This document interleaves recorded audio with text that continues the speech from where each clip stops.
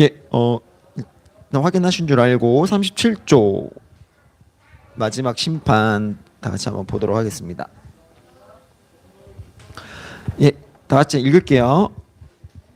마지막으로 우리는 하나님의 말씀에 따라 주님께서 정하셨지만 모든 피조물에게 알려지지 않은 그때가 이르고 선택받은 자들의 수가 찰 때 우리 주 예수 그리스도께서 큰 영광과 위엄으로 승천하신 것처럼 육신으로 그리고 눈에 보이게 하늘로부터 오실 것이라고 믿습니다.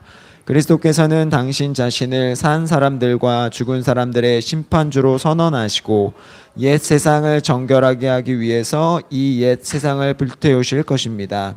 그때 세상의 시작부터 끝까지 살아남았던 남자와 여자와 아들 곧 모든 산 사람들이 이 위대하신 심판주 앞에 자기 스스로 서게 될 것입니다. 그들은 천사장의 부름과 하나님의 나팔 소리로 소집될 것입니다.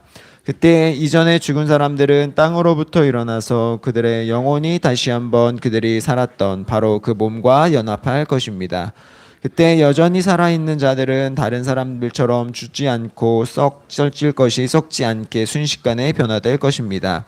그때 책들이 열리고 죽은 사람들이 선악간에 이 세상에서 행한 것에 따라 심판을 받을 것입니다. 정말로 모든 사람들은 자신이 언급한 모든 무익한 말에 책임을 져야 하는데 이것은 세상이 단지 농담과 재미로 여긴 것입니다. 사람들의 비밀과 외식이 모든 사람들의 눈앞에서 공개적으로 드러날 것입니다. 그래서 이런 선한 이유로 이 심판에 대한 생각이 사악한 악인들에게는 무섭고 두려운 것입니다. 예, 오늘과 다음 주에 나눠서 이제 마지막 심판의 파트 이제 하고요. 요 마지막 심판으로 이제 벨직 신앙 고백서는 끝이 나게 됩니다. 그래서 제가 아마 이번 주 중에 한번 여러분들께 설문으로 이제 같이 좀 나눠야 될 것들 좀 나누고 여러분들의 생각도 좀 알고 싶어서 그거 좀 설문 잘 참여해 주셨으면 좋을 것 같고요.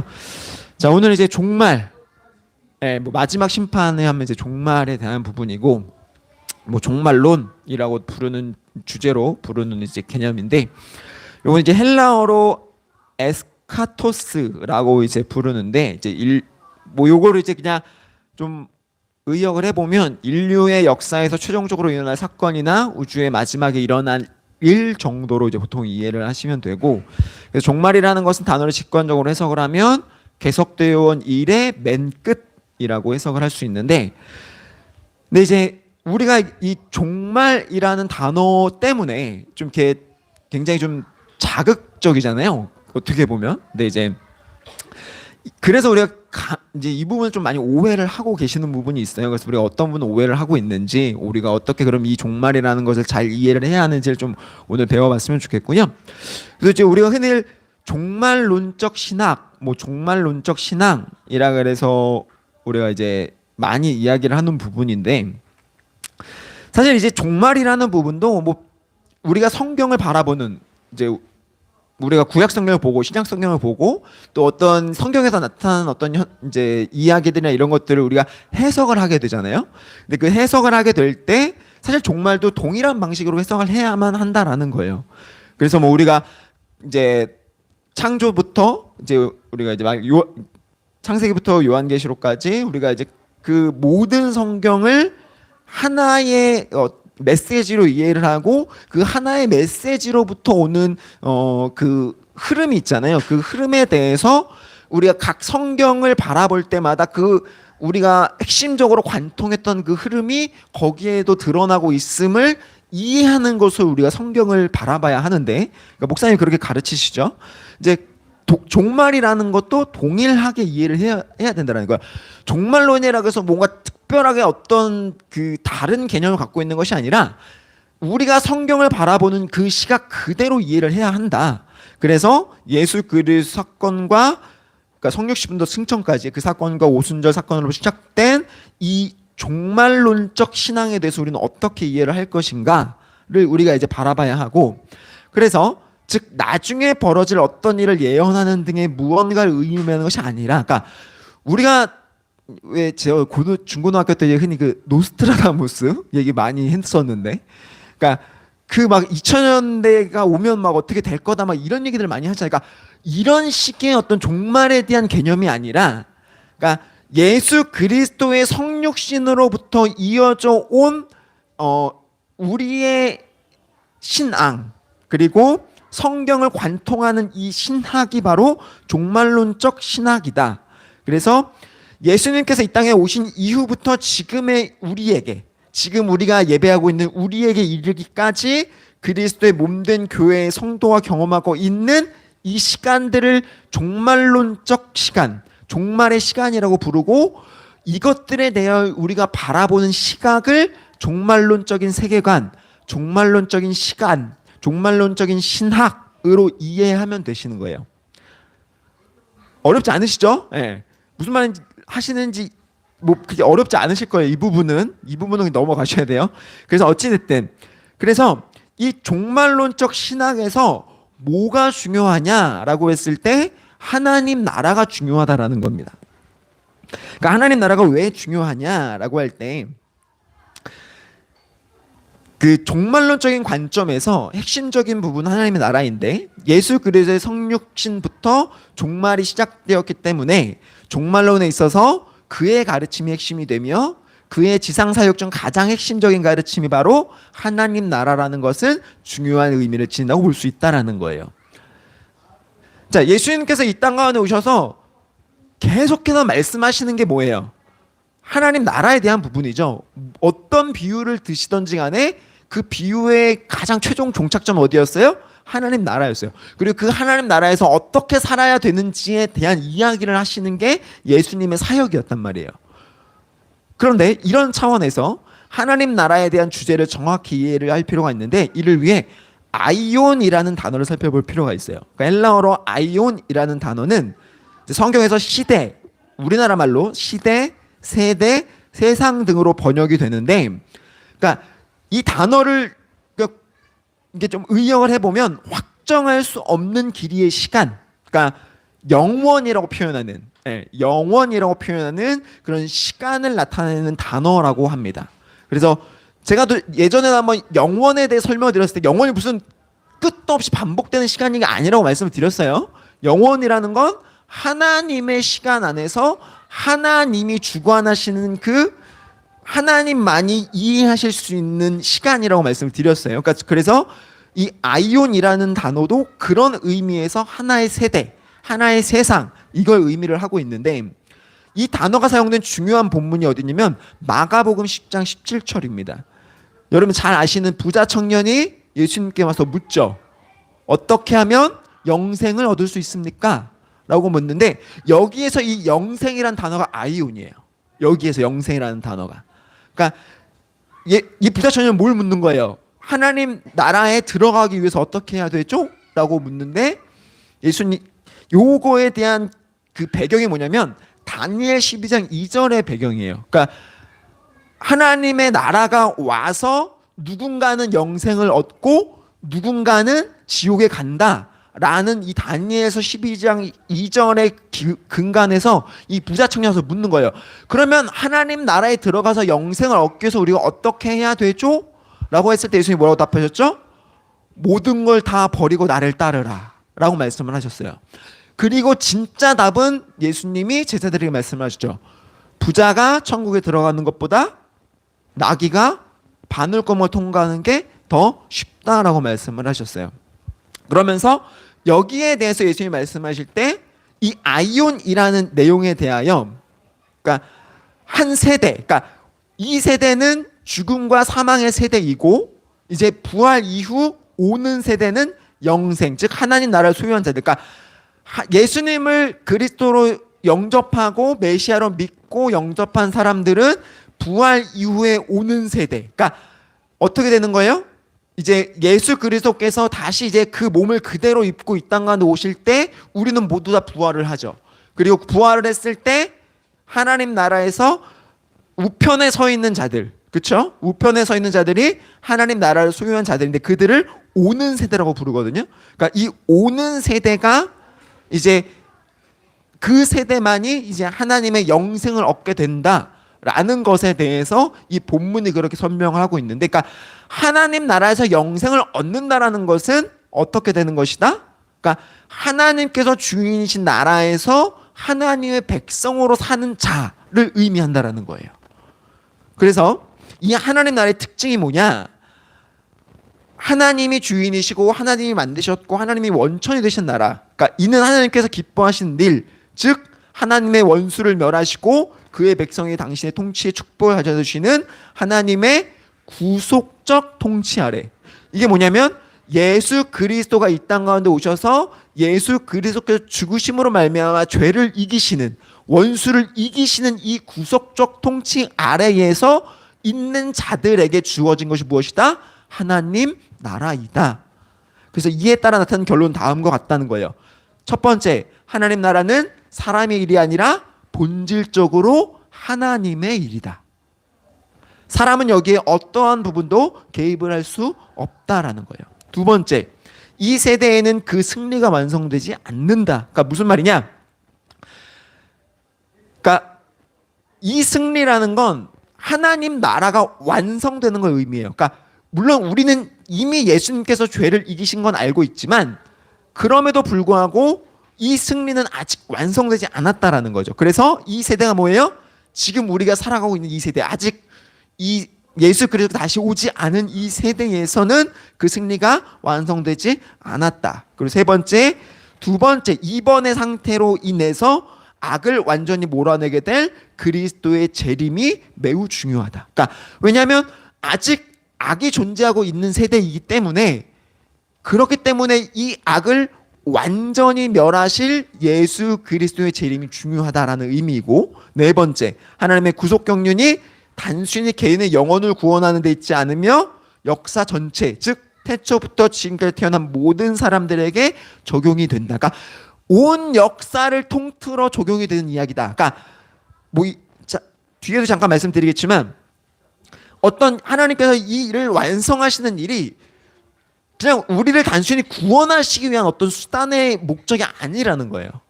하나님의 영광의 나라가 완성되어지기 위한 하나님의 방식인 거지, 그냥 단순히 우리를 죄에서 구원하기 위한 어떤 수단에 그치지 않는다라는 겁니다. 그걸 잘 이해를 하셔야 되고, 자, 그래서 이런 차원에서 나온 개념이 뭐냐면 천년주의라는 거예요. 이제 요한계시록 20장 1절에서 6절에 나오는 그 말씀을 토대로 이제 신학자들이 만들어낸 개념인데, 그러니까 뭐 종말론에 대해서는 무수히 많은 해석들 견해들이 있어서 뭐 이걸 모두 설명하면 불가능한데, 그 중에 성경에 명시적으로 기록되어 있는 개념이 천년 왕국설이에요. 그래서 이제 요거를 이제 우리가 보통 세 가지로 구분해서 이야기를 하는데, 요걸 이제 신학자들이 이렇게 세 가지로 주장하는 사람들이 있다는 거예요. 첫 번째는 전천년설. 전천년설이 뭐냐면 천년 왕국, 그러니까 평화와 황금 시기 이전에 예수께서 육체적으로 지상에 다시 오실 것을 믿는 견해가 첫 번째고, 그래서 이제 요 전천년설이라는 건 천년 왕국이 시작되기 이전에 예수님께서 육체적인 재림이 땅 위에서 일어나고, 그로 말미암아 그 이후로 예수님과 함께 믿는 자들이 이 땅을 통치하면서 악을 몰아낸다라는 개념이 전천년설이에요. 잘 몰라도 돼요. 뭐 그렇게 막 중요하긴 한데, 뭐 그래서 이게 막 무슨 어떤 여러분들의 신앙이 막 뭐 어떤 거 아니에요. 그러니까 그냥 이런 게 있다라는 건 이해하시면 되고, 대표적으로 역사적 전천년설과 세대주의적 전천년설이 있다, 이 정도만 이해하시면 되고, 그다음 두 번째 후천년설이 있는데, 요건 이제 천년 왕국이 끝나고 나서 예수 그리스도가 재림한다고 보는 견해인데, 이제 전천년설과는 좀 대조적이고, 요의 개념은 어떤 개념이냐? 교회의 설립 혹은 로마 제국 국교회를 통해 천년 왕국이 이미 시작되었다고 보는 견해예요. 그러니까 교회의 전성기 및 세계 평화가 완전히 이루어졌을 때 예수의 재림이 있을 것이라고 믿고 있는데, 현재는 거의 지지받고 있지 않고 있죠. 왜냐하면 이미 로마가 뭐 보면 아시겠지만 얼마나 엉망인지 알고 있죠, 우리는. 그래서 이제 이거는 현재는 저희 거의 지지받고 있지 않는 개념이라는 사실이고, 이미 천년도 지났고, 그리고 세 번째로 이제 무천년설이라는 게 있는데, 위 두 견해와는 좀 거부하고 있고, 그리스도의 물리적인 재림을 거부해요. 그러니까 예수님이 육신을 입고 이 땅 가운데 오셔서 무언가를 한다라는 개념이 없고, 그냥 상징적인 천년이라는 건 상징적인 개념이고, 교회 시대를 통해 이미 그의 통치가 영적으로 실행되고 있기 때문에 최후 심판에 예수님이 그냥 영적으로 딱 와서 사람들 심판해서 땅땅땅 하고 끝날 것이다 라고 하는 게 이제 무천년설이에요. 근데 이건 저희랑은 전혀 관계가 없어요. 예. 그냥 그래서 그건 다 그냥 무시하시면 되고, 이제 우리는 전천년설에 대해서 어느 정도 지지는 하는데 사실 모르겠어요, 저도. 예. 우리가 칼빈의 경우 이제 보통 전천년설을 지지한다라고 뭐 후대 신학자들이 뭐 이야기를 하긴 하는데 잘 모르겠습니다, 저는. 예, 그래서 어쨌든 문자적이고 역사적인 해석을 하는 게 중요하다. 개혁주의 신학에서는 그렇게 해석을 하는 게 중요하다라고 이제 이해를 하고 있는데, 그냥 이런 이야기가 있고, 우리는 이제 전천년설에 대해서 좀 지지하는 편이고, 전천년설이 뭐다? 예수님께서 오셔서, 그쵸? 예수님께서 이 땅 가운데 오셔서 어떻게 한다? 예수님과 함께 통치하게 되고 1000년이 지나고 나서 심판이 있다. 이렇게만 이해를 하시면 돼요. 이게 전천년설이라는 거. 자, 뭐 그 정도만 이해해 주시면 될 것 같고, 그래서 이제 결국은 이제 이게 왜 중요하냐라고 이제 우리가 종말론을 왜 중요하게 받아들여야 되냐라고 했을 때, 종말이라는 걸, 그러니까 결국은 예수 그리스도의 성육신 이후로 종말이 시작이 되었기 때문에 이미 실현이 된 거예요. 그러니까 아까도 말씀했지만 종말이라는 게 어떤 나중에 일어날 일들에 대해 얘기하는 그런 것이 아니라는 거예요. 그러니까 이미 실현이 되었고, 이 종말이라는 것은 우리는 그 종말의 시대에 살고 있다라는 겁니다. 그러니까 예수 그리스도가 이미 오셨고 다시 오시는 그 순간까지 사이를 우리는 살아가야 하는데, 그럼 어떻게 살 것이냐라는 거예요. 어떻게? 도대체 우리는 그거를 어떻게 받아들이고 어떻게 살 것이냐라고 했을 때 그게 중요한 거거든요. 그래서 이단이 왜 생기느냐라고 했을 때 뭐 이유는 다양하겠죠. 근데 이단으로 빠지는 가장 핵심적인 부분이 요한계시록 어떻게 해석하느냐에 따라 달라지거든요. 그래서 여기에서 무수히 많은 이단들이 등장을 하죠. 근데 왜 그러면 이단들은 요한계시록을 통해서 이단으로 빠지게 될까라고 했을 때, 그러니까 던지는 질문이 잘못되었다라는 거예요. 애초에 던지는 질문이. 그러니까 이단들은 어떤 질문을 던지냐면 언제 예수님이 다시 오시지라는 거예요. 언제 어디서 다시 오시지를 던진단 말이에요. 근데 우리는 이거에 대해 사실 고민할 필요가 없다는 겁니다. 왜요? 종말은 이미 시작이 되었고 우리는 종말 가운데 살고 있는 존재이기 때문에 예수님이 언제 다시 오실지는 우리에게 그다지 중요하지 않다라는 거예요. 언제 오셔도 우리 자세로 살아가는 사람들이어야 한다라는 거예요. 원칙적으로. 다만 우리가 오늘 말씀에서 배웠듯이 우리는 그대로 살고 있지 못할 뿐인 거죠.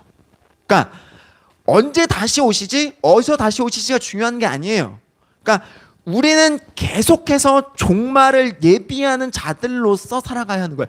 예수님이 예로 드신 말씀들이 있잖아요.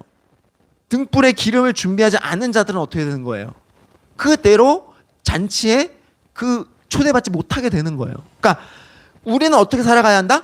끊임없이 종말 가운데 살아가는 자들, 그 종말이 바라보게끔 하는 그 종말의 끝을 바라보게 하는 그 놀라운 결론에 그 삶에 그대로 살아가야 하는 자들이라는 거예요. 그래서 예수님이 언제 다시 오실지 어디서 다시 올지는 그리 중요하지 않아요. 그럼 우리는 어떤 질문을 할 거냐라는 거예요. 그러면 우리는 어떤 질문? 그러니까 계속해서 우리는 구속사의 연장선. 구속사가 뭐예요? 예수 그리스도께서 이 땅 가운데 오셔서 성육신하시고 십자가를 지시고 부활하신 그 구속사의 연장선에서 계속해서 어떻게 이 사건이 일어나게 될 것인가를 질문해야 한다라는 거예요. 마지막 날의 시작이요, 죽은 자의 첫 열매가 되신 예수 그리스도의 부활 사역은 이미 우리에게 주어졌기 때문에 그는 이를 통하여 사망을 이기고 정복하심으로 그를 믿는 모든 이들에게 자신의 영생을 전달하셨다고요. 부자 청년이 예수님께 와서 어떻게 하면 영생을 얻습니까? 라고 했을 때 예수님이 부자 청년이 하신 말씀이 뭐라고요? 너의 가진 것을 모두 버리고 나를 따르라는 거예요.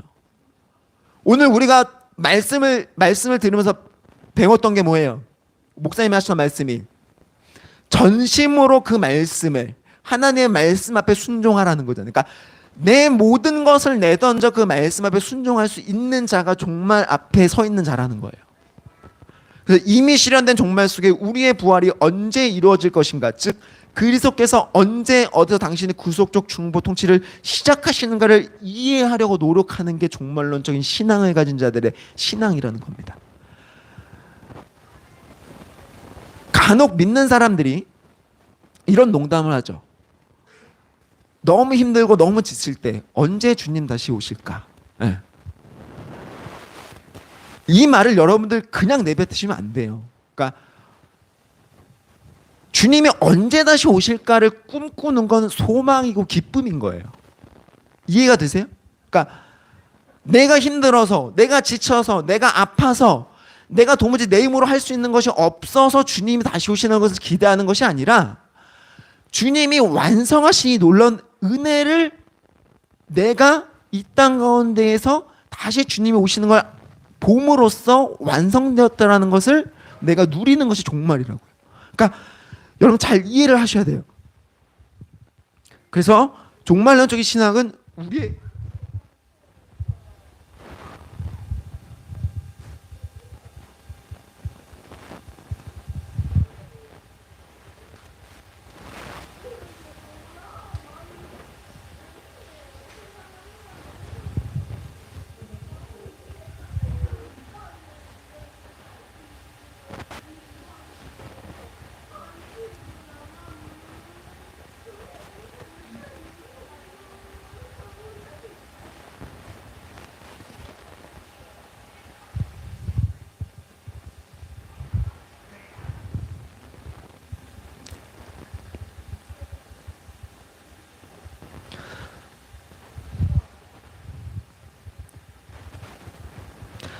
그런 차원에서 이제 우리가 종말을 이해를 하고 받아들여야 한다는 걸 말씀을 드리는 거예요. 그래서 이런 차원에서 외쳐야 되는 겁니다. 그래서 우리가 그냥 하는 이야기가 아니라 정말 당신의 영광이 완성되어지는 그 놀라운 영생의 사역이라는 걸 우리가 그 안에 포함되었다라는 걸 알기 때문에 주 예수께서 속히 오시기를 우리가 외칠 수 있다라는 거예요.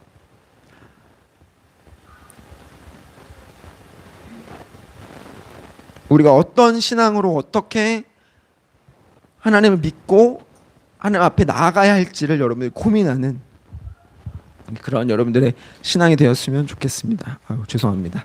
예, 수고하셨습니다.